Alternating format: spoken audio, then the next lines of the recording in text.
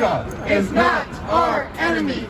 Russia is not our enemy. Russia is not our enemy.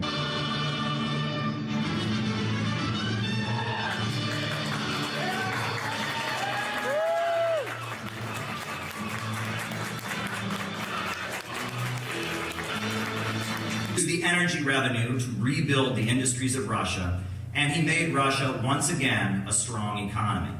And that is why U.S. media demonizes Russia. That is why the U.S. government toppled the government of Ukraine in 2014 with the Euro-Maiden coup and installed a fanatically anti-Russian regime in Kiev. You know, I saw a CNN reporter claim that Ukraine was a peaceful country until now. Well, this is the monument in Donbass to all the children who have died of the shelling and the bombing being carried out by the U.S.-backed regime in Kiev. 14,000 plus people dead, children who have died. It hasn't been a peaceful country. The people of Donbass have been subject to 8 years of bombing, 8 years of shelling, 8 years of a food blockade, and Russia is now moving in to protect them and bring an end to this. The Wall Street money sharks hate Russia. They hate China, Cuba, Venezuela, Iran, and many other countries because they have governments that stand up to the international bankers and their monopolistic corporations. And it's not a good situation. People are dying and it needs to end. And we need there to be a negotiation. We want there to be peace in Ukraine, and that means that our leaders sit down and negotiate. It doesn't mean that Boris Johnson gets on the phone and wrecks a peace deal just because he wants people to keep dying. Global food crisis spawned by a war. That's right. Russia is not our enemy. Russia is not our enemy. Russia is not our enemy. Russia is not our enemy. Russia is not our enemy. Russia is not our enemy. Russia is not our enemy. Russia is not our enemy. Russia is not our enemy. Russia was with us in the fight against the Nazis in World War II. At the moments when America shows its true colors and is standing up for justice and truth, you'll notice that we're standing with Russia. Peace with Russia. Peace with China. Peace with Russia. Peace with China. It's time to stand for peace here at the United Nations. We are marching up to the religious rally. Russia and China are not our enemy. Peace with Russia. Peace with China. Peace with Russia. Peace with China. Peace with Russia. Peace with China. Peace with Russia.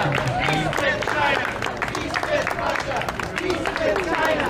Peace with Russia. Peace with China. Peace with Russia. Peace with China. Peace with Russia. Peace with China. Peace with Russia. Peace with China. Peace with China. Peace with Russia. Peace with Russia. Peace with China.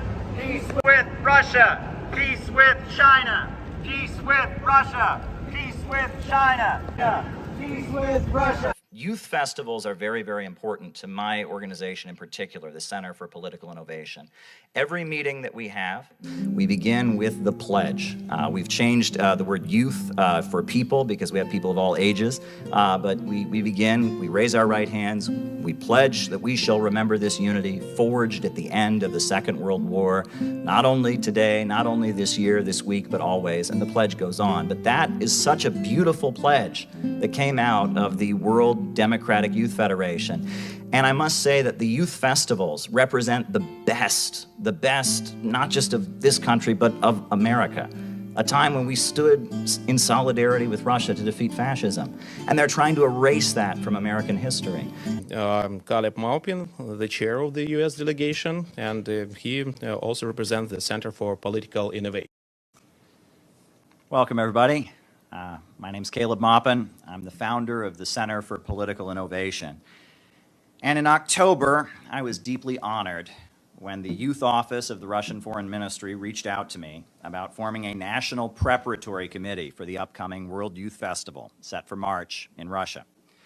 As someone who attended the World Festival of Youth and Students in 2013 in Quito, Ecuador, someone who attended the festival that was held in Sochi in 2017, as an advocate of socialism, peace, and international cooperation, as an American patriot, as a Christian, and someone who strives to live according to the teachings of Jesus Christ, I considered this to be a great opportunity. However, it is the circumstances of our upcoming trip that bring us here today. As we meet here today, Jesse Neville, Penny Hess and Omali Yeshitela have been indicted by the U.S. Department of Justice. They are facing a possible 15 years in prison. Their trial date was just set for September. The Biden administration has charged them for doing what we are about to do, for going to an international conference in Russia. I'm the leader of the United States delegation. I'm representing the Center for Political Innovation. And I would like to just thank you from the bottom of my heart for that dynamic interview you gave to Tucker Carlson, in which you showed many, many young Americans a different kind of leadership, because our politicians and our leaders in the United States, they speak in sound bites, they speak in terms of scandal and gossip, but you presented a long-term vision, a scientific view of statecraft, and by getting through to young Americans, you made a difference. Many people who would never have listened to anything you had to say or heard another perspective heard you because of that interview. Now, getting to my question, things between our two countries are not good at this point. You know, before we left, we had to have a press conference at the United Nations.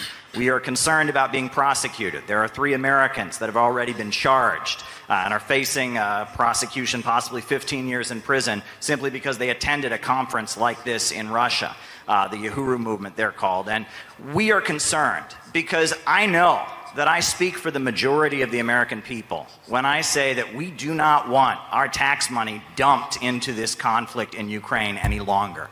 We do not want our country to continue to deteriorate internally while our leaders waste money on prolonging this war. I'm frightened by what the Biden administration is doing, not just in Ukraine, but also on Taiwan and on the Korean Peninsula. And I really do see gatherings like this as a potential road to peace. And what I have seen at this festival has blown my mind. The amount of young volunteers that you have here, people who have stepped up, who love their country and want to just come forward and put together dynamic events like this. What kind of role can events like this and young diplomacy activities like this play in helping set the stage for maybe changing the dangerous direction our leaders in the United States are taking things against the majority of the wishes of the majority of the people of our country? Thank you.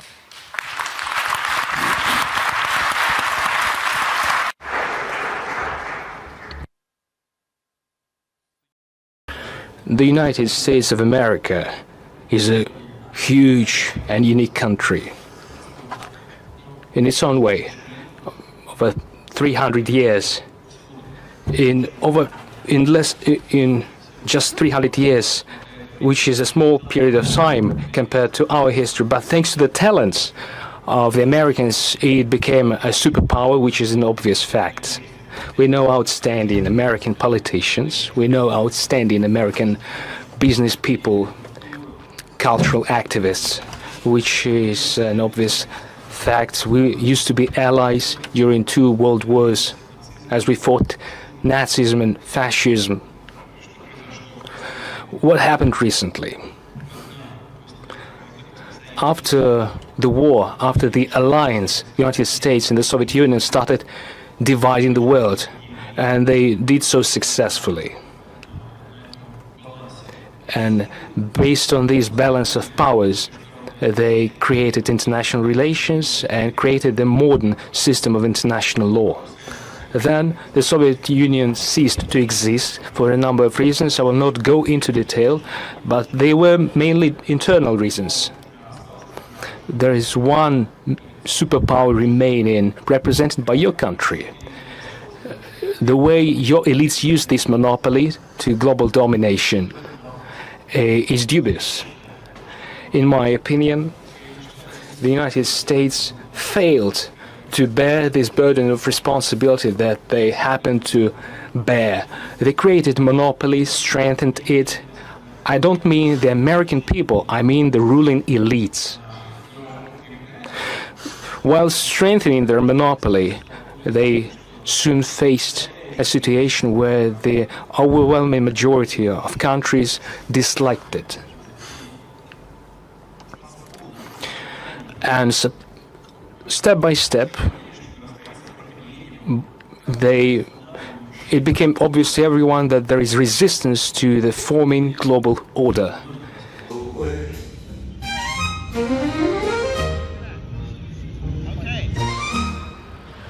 All right, so we're here at Trump Tower. They told you these people are horrible. They told you these people are terrible, that they will never do anything good for us. There's a reason for that. It's called money. It's called power. They want to weaken you mentally. They want to capture your spirit, stomp you out, and tell you, why bother? Why get out of bed in the morning? Why do anything worthwhile? No. Great again. This was a great moment when Trump talked to Kim Jong-un and started the process of peace on the Korean Peninsula.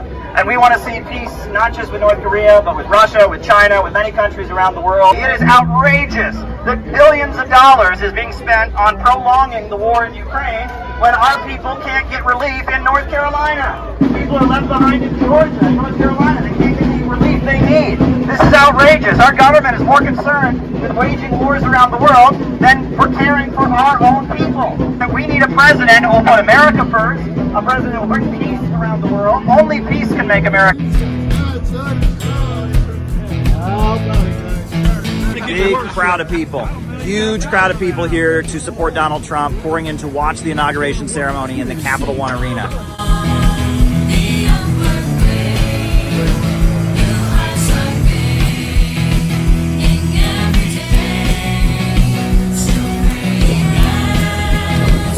Yeah, set up here and over there.